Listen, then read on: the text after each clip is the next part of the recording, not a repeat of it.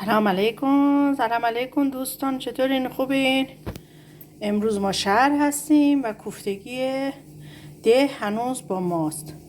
ما باید امروز چیکار کنیم؟ یه قهوه دم کنیم که بتونیم انرژی خودمون رو برگردونیم و شهری کنیم. به اصطلاح میایم چیکار میکنیم؟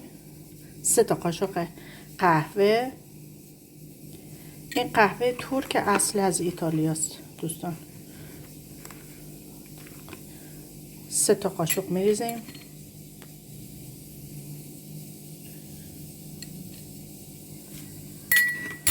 و به جای هل و گلاب این دفعه میایم میخک میریزیم. یه چند تا دونه میخک اضافه میکنیم به قهوه. آب میبندیم و میذاریم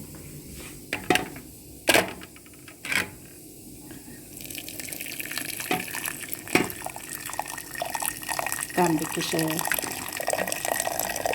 بعد از دم کشی میبینیم چطور شده قهوه ما.